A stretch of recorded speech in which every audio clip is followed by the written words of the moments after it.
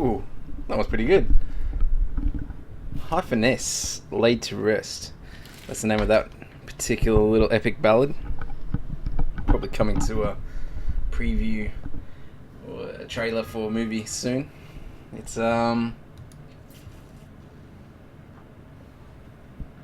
interesting day in the market. Interesting day in the market. About to be stopped out if 130 breaks on my Euro pounds. Look, you got to get stopped somewhere, right? You got to. I mean, that sort of trade. It's not an Aussie Kiwi trade where I'm happy to go to war. I'm not really happy to go to war with the pound. That was just a recovery trade of the pound a little early. BOE was a bit dovish. Mark's gone back down.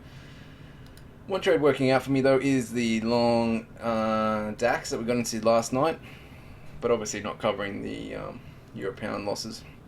And I haven't really done many trades for a while. Just the Aussie Kiwi, the Euro pound short, and the long DAX. So that's the only trades I'm in at the moment. Now these are not, it's not a signal account, so it's not something you want to follow right now anyway. But each of the trade ideas usually has some sort of stop. The stop on the Euro pound is just above 86. Now the reason it's there is it's calculated to be about the same sort of level that the pound would be breaking 130 with, and I just don't want to stick around if we break 130. It could get slippery under there, back to 128, and below 128, 125. It's a bit of a medium-term target for the bears. 125. I don't know why they chose 125. It just seems to be the sort of number there that they're looking at. So it's a substantial leg lower. You might get there if the Fed is hawkish on tomorrow night, but it still for me feels like the market's very, very short on the pound, and that there is going to be a substantial short covering rally, much bigger than the one we had. And you just need that data to support. We're just not getting that at the moment, and the BOE is just loving this. This is sort of the cementing of the recovery of the country. Basically, by having a really low currency, it helps you recover from events. It helps your exports. With a low inflation that they've got, they don't mind importing some inflation, so it's no really negative downside. Makes it cheaper for people to come in and invest in their country. So it's got a lot of benefits there, and so they're going to be happy. Now, who's not going to be happy and who's doing a poor job is market expectations for the Kiwi. I mean, there's been a few banks coming out thinking that they're not going to cut again. Goldman Sachs was the latest to flip. So, this definitely helps the bullish rhetoric and bullish sentiment, and adds to the chances of Aussie Kiwi hitting 1.0 parity. Now, if they are hesitant to cut the RBNZ, and they're 2 hours after the Fed, remember, then you are going to see a next leg higher in the Kiwi relative to the Aussie. And that is the scenario where we go down to parity on Aussie Kiwi. So there's a few banks now who are switching from RBNZ will cut 1 to 2 more times towards eventually RBNZ's not going to cut rates anymore, just the economy is too strong. And the view on that is a little bit to do with the dairy prices as well. Dairy prices are on a huge 3-week surge. We get another 6-week surge, sorry. We get another dairy auction tonight, and if that comes in super strong, like the last 3, then it's going to be even more bullish for the Kiwi. And that little nascent rally that we saw in the Aussie Kiwi for a couple of days seems to be over. All right, and that could be new lows coming on this particular pair if that GDP report comes in strong. And then if the Wheeler doesn't do something to stop the New Zealand dollar strength, then you are going to see that parity test them up here, which is fine.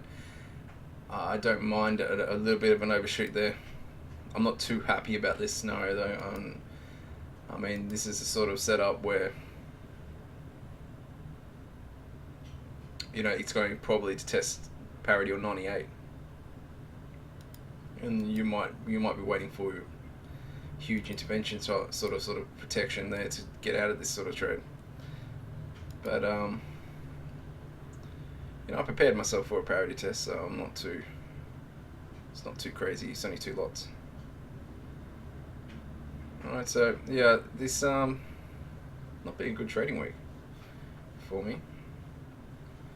That being said, we've got a lot of action coming. We've got a lot of action coming in the next couple of days. BOJ and Fed. No, BOJ. Market's pretty much expecting them to do nothing. So if you're looking at the price action on the dollar yen, it's starting to price that in. Now that means that the potential for surprise and move to the top side is very real, and you might get that coming through if they're even a little bit dovish, or if they really talk about rate cuts. I mean, no one expects them to do the rate cuts this month. It would be a bit of that would be a move to 104, 105 if they did the rate cuts this month. If they're preparing the market for it and there's no follow through on the downside, and then the Fed comes around a bit hawkish, I think people are underestimating the potential here for the dollar yen to rally in that scenario. It's going to take a lot of work to break 100. Right, so say there's disappointment tomorrow. BOJ does nothing but talk, and they suggest they're going to be targeting cutting rates further, but they're just not there yet, right? So there's disagreement between the members or something along those lines. Now, that should lead to some dollar yen selling, but they've only got 14 hours to break 100. And then if the Fed all comes out hawkish, so a hawkish hold where they don't raise rates in September, but basically suggests December or sooner is coming, then you will see, support for the US dollar in most scenarios in that situation, and bond markets start to rally. The yields start to rally again, so the bond markets start to sell off. Now that should support the dollar yen. So it's not that clear to me that we can just sell the dollar yen, and the market selling the dollar yen ahead of the BOJ, I think skews the risks a little bit to the top side rather than the downside. And maybe a fair bit of the price action already in the last week or two is the move of the BOJ disappointment. Okay, so don't get too aggressive here on the downside on the dollar yen. I'm in fact looking for opportunities on the long side. I think that risk reward favors that, and people underestimating the BOJ. I think the BOJ knows that there'll be pressure on the dollar yen if they don't do nothing, and they may want to add a few lines in there that really get the market's attention. So even if they don't cut rates now, they may say some things which allow the dollar yen to have a relief rally. And once it begins to rally, the long-term downtrend is relatively close. Alright, so in a scenario where we break this long-term downtrend and we get back above 105, then we can talk more seriously this time about a sustained rally. Alright, that's something to keep in mind too. We're trundling along this 100 level, and the next move could be quite large, especially if the euro decides to move with it as well. So the euro is a sleeping giant, the biggest pair in the market, but you wouldn't know that given that it's not moving lately. Now, if the market runs with a hawkish Fed, and we could break 110, same time that dollar yen say breaking 105, then you may get a sustained move here in one of the pairs. And if the euro trend breaks to the downside, which is possible, especially if some of this EU Brexit negotiation tension spills over, then you may see the ECB becoming a little bit more dovish than they have been in the past.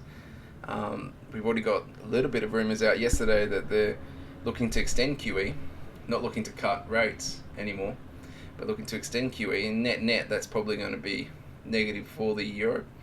It could be positive for the DAX. Alright, but we still don't know what the market's reaction to a hawkish Fed's going to be though, so I'm not really too aggressive on the market right now.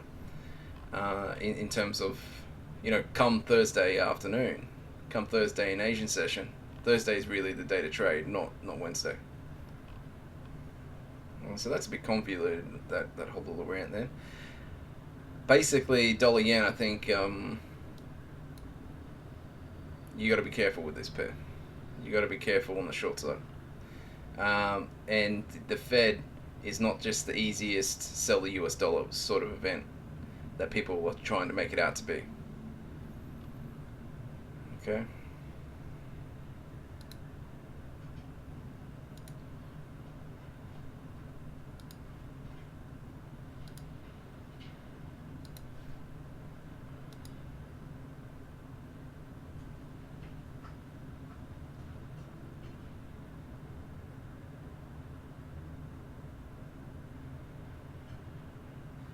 Is the pound done dipping? I don't think so.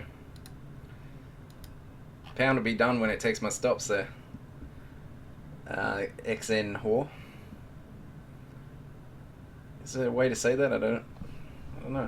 What is that name? That's a crazy name. It's very likely that we test below 130. There'll be a fair few stops there. And so, yeah, I suspect that it's got more legs to go.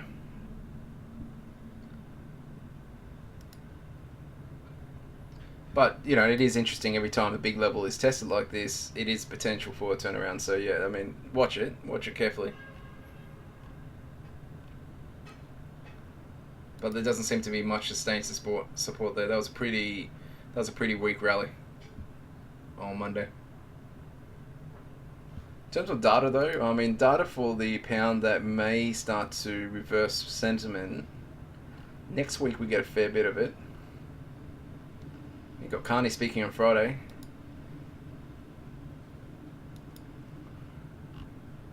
He's probably not going to help though, right? It's the PMI data. And the PMI data doesn't come in until, it doesn't even come in next week. Next week is still the final week of September. So the first week of October we get a fair string of the PMI data. Now the PMI data was really, really strong a couple of weeks ago at the start of September. So if we get nice PMI data at the start of October, then potentially people start to believe that the UK economy is doing better, rather than what the situation is at the moment is that they believe the Bank of England, who still has negative forecasts. So the really negative thing from the Bank of England was that they suggest that more easing is going to be needed this year. And if that changes, then you can get a more sustained rally in the pound. But while the BOE is still talking about cutting rates, you can't expect the pound to sustain its rally.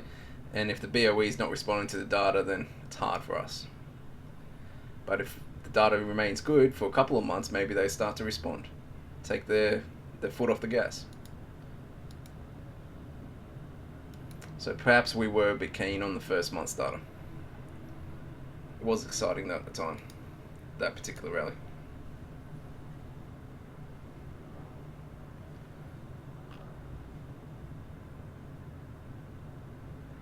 All right. Now, I don't get to speak to you.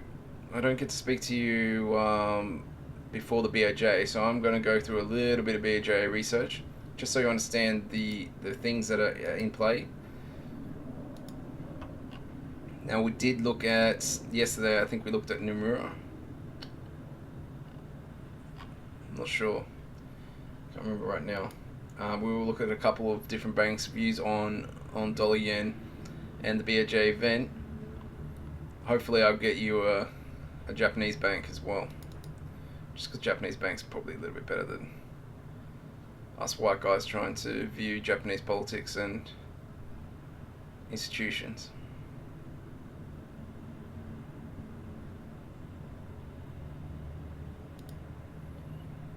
Should we have a couple of look at the first? Might have a look at the trade room ideas.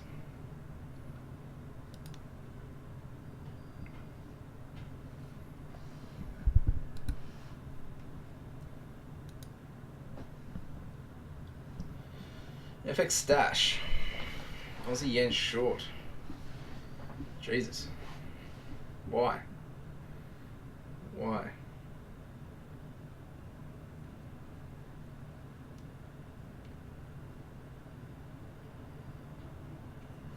God, I wish they start putting a little bit more effort into the reasoning. Risk reward is 2. It does look okay. I mean, dollar yen's under pressure. It's probably going to be alright. I mean, it's not the high conviction way to play short yen crosses. Like, you'd just go straight. You'd rather just go straight pound yen a little while ago. Aussie CAD. New Zealand CAD probably makes more sense. But yeah, not too bad. Nice trend. European long. God. I suppose I have to like that. Can't deny that price action. Billman, pound yen long. Jesus Christ, man. Why do you post the most ridiculous trades we can get into? I mean, this is a big pain trade. We don't. I mean, where's your stop? 131. Let's see where we're getting to right now.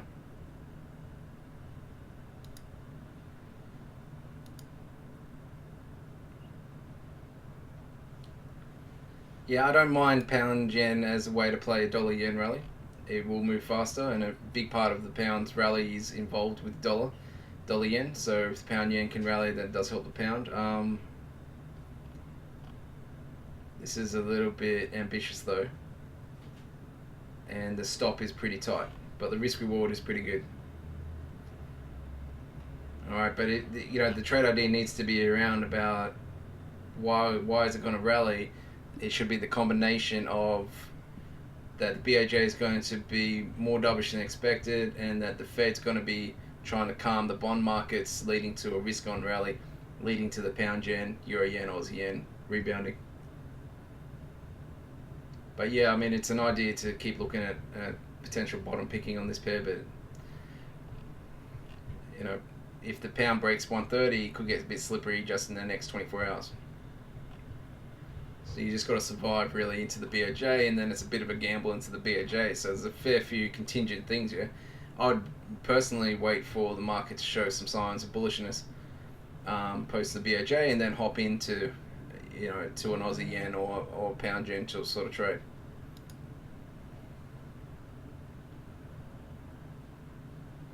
Alright, the other trades are a little bit old. We'll leave them to be at the moment. Not bad though, guys. Not bad.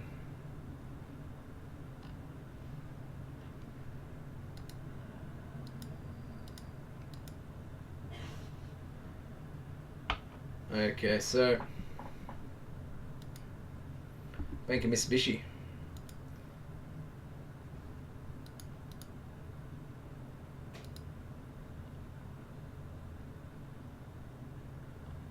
Sounds like a white guy though.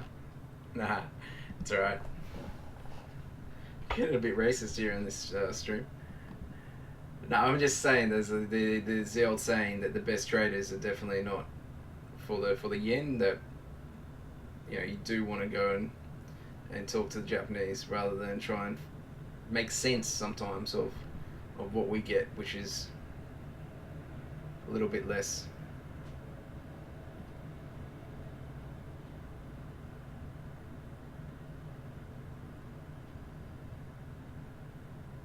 A little bit less clear.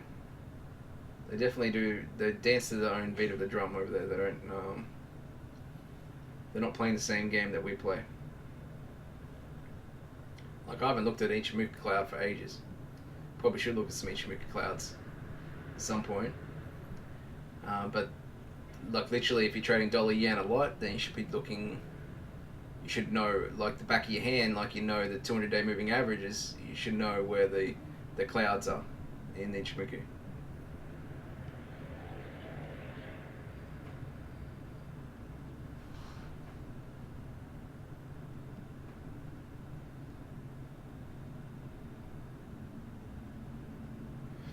Alright, even if the BOJ announces further monetary easing at tomorrow's policy meeting, we believe that would only weaken the yen temporarily.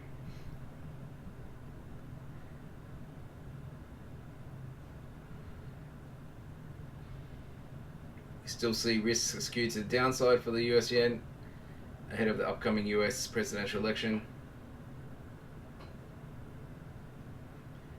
Dollar yen could come under renewed downward pressure for the coming months, potentially breaking below 100 if financial markets begin to become nervous over the prospect of Donald Trump becoming president. We will look at a trade that's to do with that shortly. One of the trades out there right now is the dollar Mexican.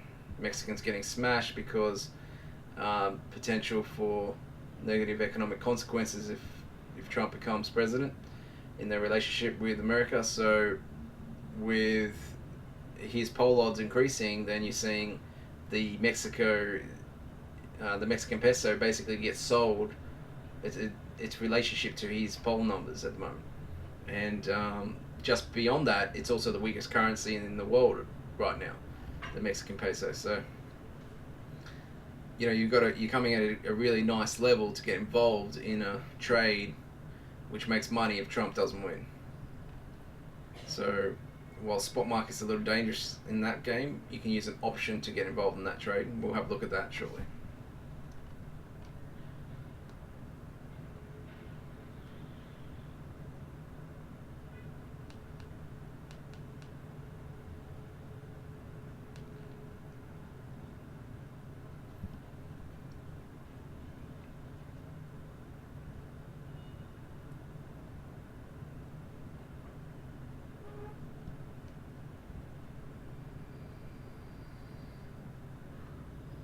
So when you hear this talk about the BOJ steepening the curve, they want to increase the difference between, literally the difference between the 2 and the 10-year government yields.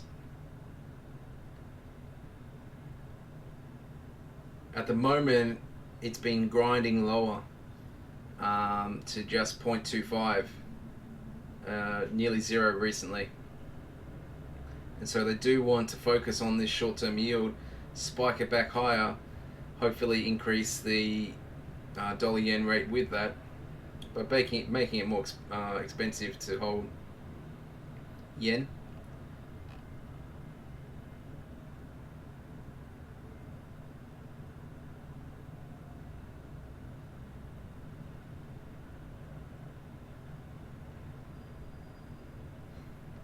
Alright, so further comments overnight.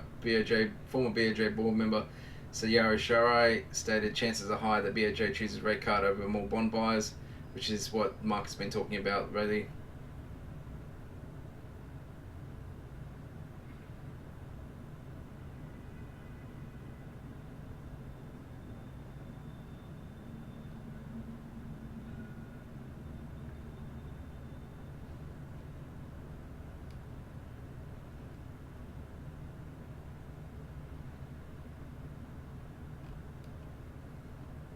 Alright, so they're bearish. They think the BOJ is not going to do anything. And even if they do something, it's not going to be a sustained rally.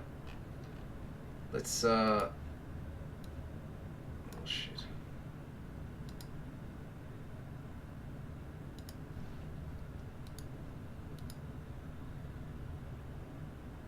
Let's have a look at a Western bank for a differing opinion before we look at the Mexican peso.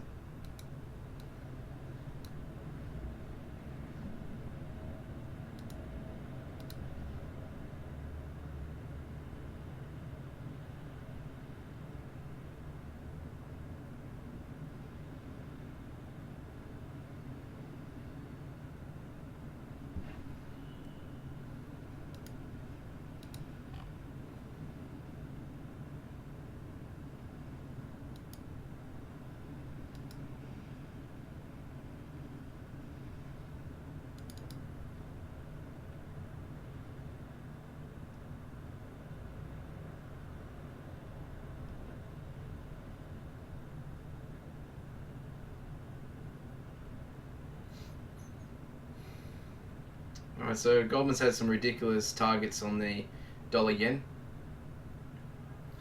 125 on the 12-month, which seems ridiculously high. They've lowered all these levels, but they've still got a 3-month 108. So they do believe that the BOJ will be aggressive in their easing at some point in the next couple of months.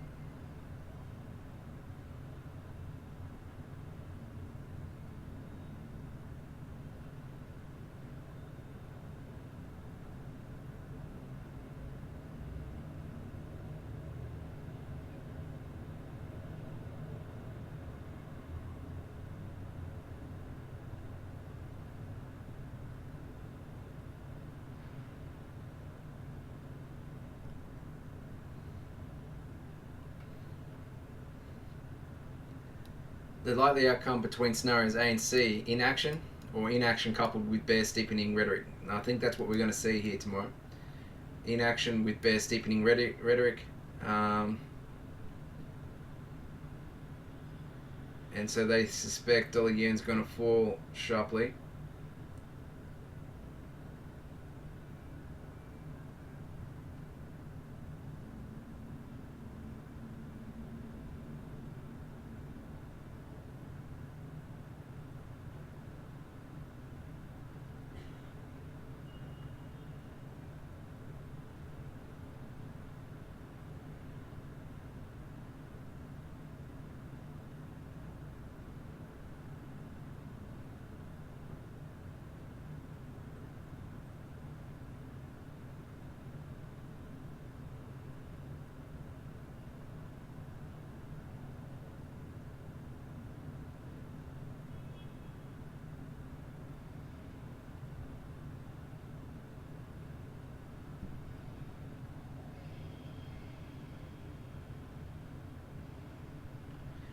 It is definitely going to be interesting.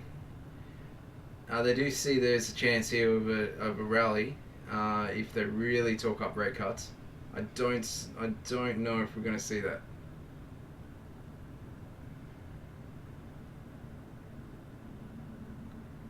So they think downside is likely, but rate cuts will be put onto the table, and that potentially, that the actual cutting of interest rates in coming meetings is going to reverse the market in a sharp reversal towards 108. I don't know if we're going to see it like that.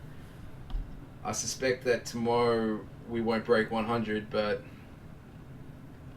and we will get a very dovish BOJ if they do nothing. That's my base case going forward. But yeah, I'm not going to be holding too much yen going into that announcement, that's for sure. And I'll be cautious buying on the dip. I'm just not as bearish as both Goldman and Mitsubishi are short term.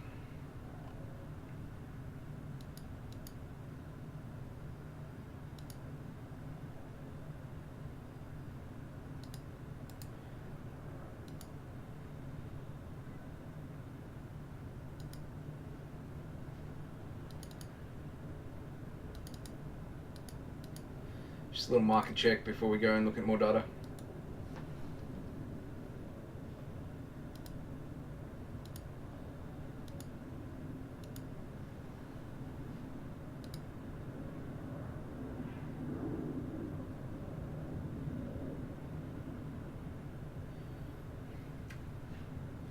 Yeah, a lot of clients trade gold, Jenny.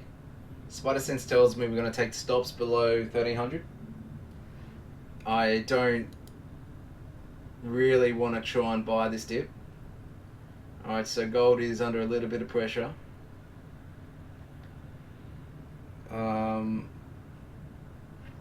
Let's have a look at it.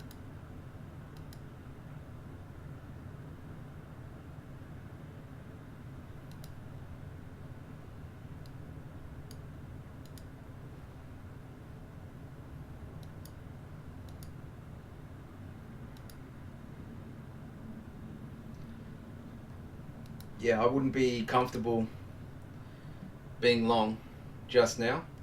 If we do get a sharp reversal from below 1300 back above, say it gets to 1290 and then bounces back above, I'd be interested in getting long then. I think we're just a little too low for us not to have a sneaky little look underneath 1300, and the stops would be juicy there. So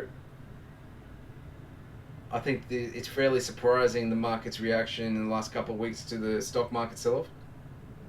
I thought we were going to get a sustained rally through that event, but yeah, there's no interest for me to buy right now. It's a little dangerous. It is at the bottom end of the range. I just think that we might do a false break. Now, if it's not a false break and we don't go back up, then obviously, maybe the Fed's been very hawkish and the whole US dollar complex is rallying, but then we have to turn bearish, right? But yeah, breaking of 1300 seems likely at some point in the next 48 hours.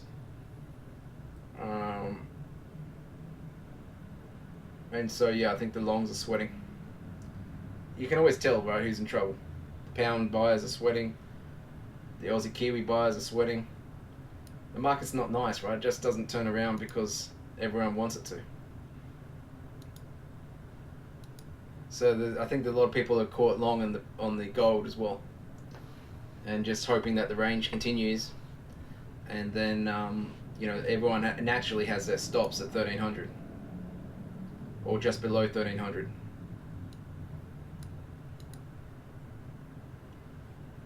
So yeah, that's my feeling there on gold. I could be tempted to buy only if it breaks and then comes back up.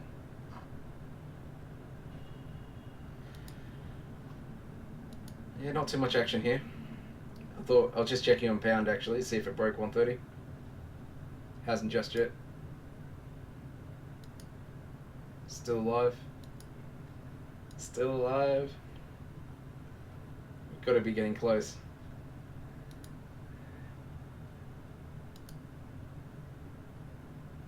Alright, early morning read, Jim Reed. It's a macro guy. This is all macro week. There's no technicals going on this week, guys. So if you're a technical trader, stand to the side. Come back next week. We'll have a lot of trades for you.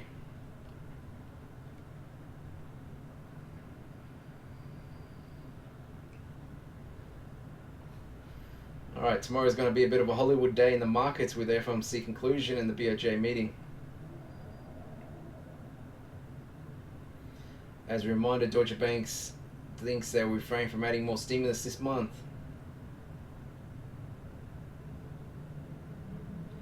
They think the BOJ will do little more than indicate its intent to base its policy implementation on the yield curves.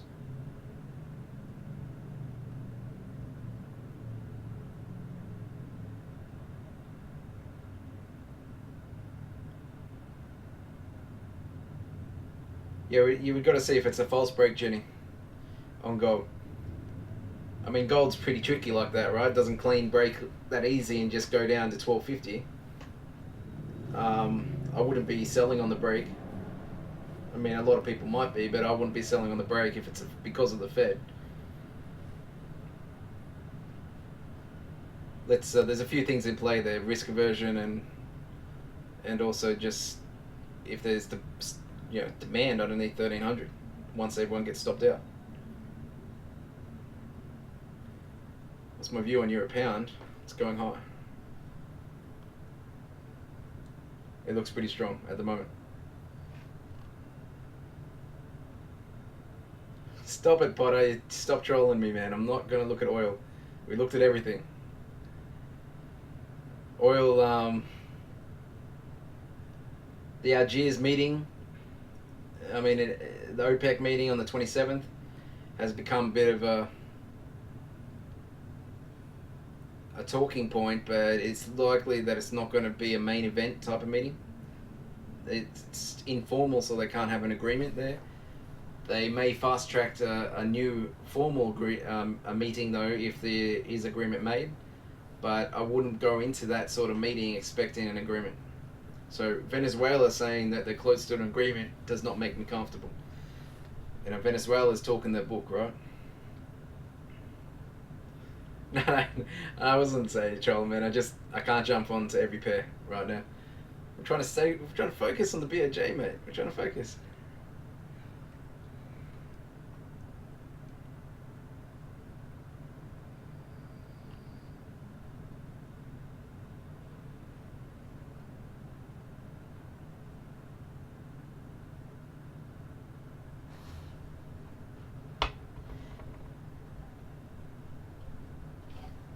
It might short term, Jenny, but it's long term where the stock market's for. So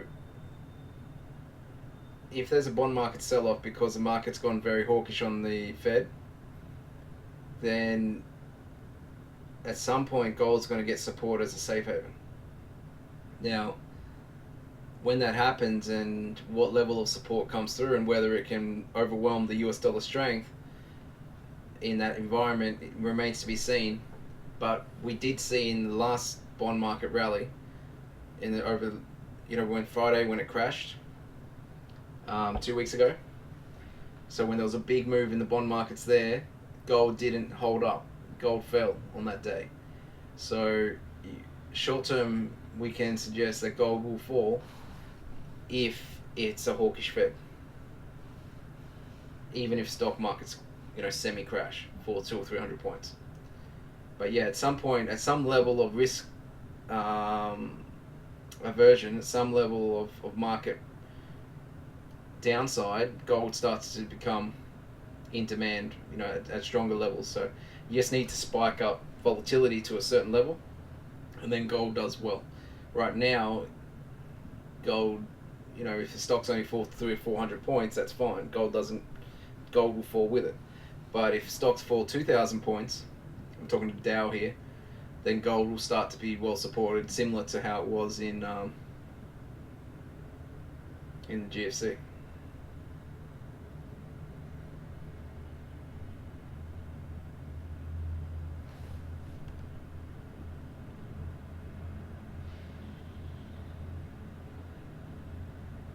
Like gold will do really well if they lose faith in the Fed.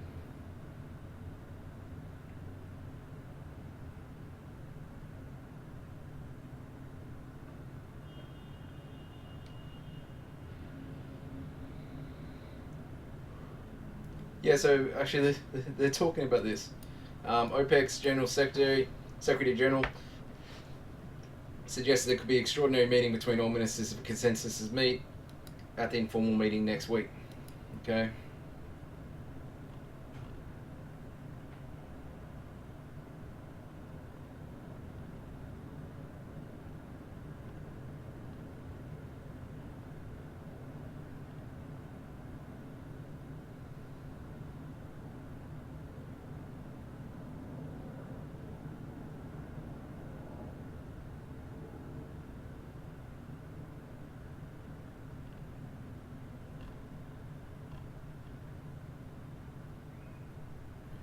Alright, we're quickly going to end up with Mexican peso, guys.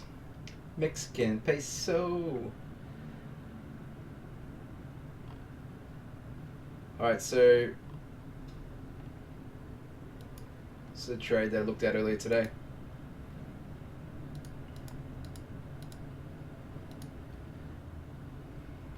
Mexican peso has been sold off, so dollar pesos Mexican's been rallying ever since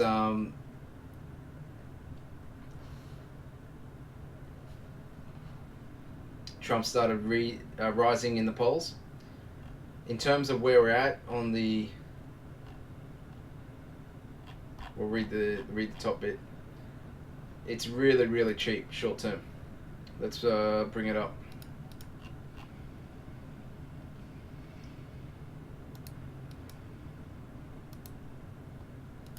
Like this thing's moving. This thing's out of control. Right, this is in the last 2 years, it's gone from 13 to 19. So huge devaluation going on. And it's getting to ridiculous sort of levels. And a lot of it is because Trump might win. And if you think that Trump's not going to win, and that's pretty much my view, and literally it's the world's cheapest currency on the fundamental valuation, then this has got a significant downside. Now it's also a very high interest rate currency, so you get a lot of carry on this trade. So it does have some good benefits. There is an issue though, if it breaks 20, it might slip all the way to 25, and if Trump really starts to firm, then you could get into trouble. So you don't want to go spot market on this trade, you want to go via the options market. Alright, now the options market, if you enter in a put right now, you put the expiry date 2 weeks after the US election, and that particular pricing of that expiry, it's around about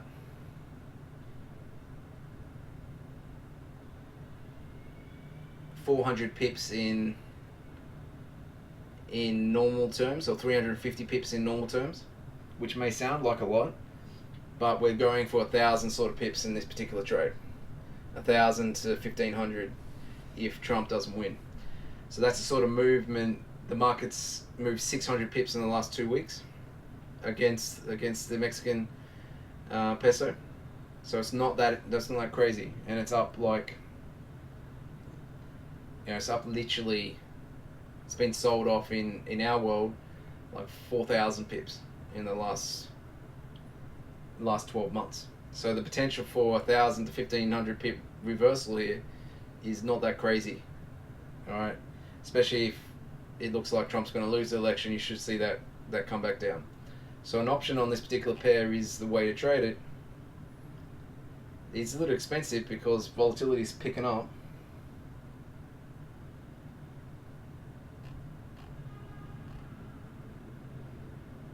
They want to do a put spread. We don't have to go crazy like this. You can just buy a straight up put. If you need help doing that, send me a message. I can help you do that. We might look at that tomorrow. We're running out of time today. I'll show you on the options platform how to do that particular trade. But it's got a lot of potential. This is huge. This is like Aussie dollar going from 75 to 70 in 2 weeks.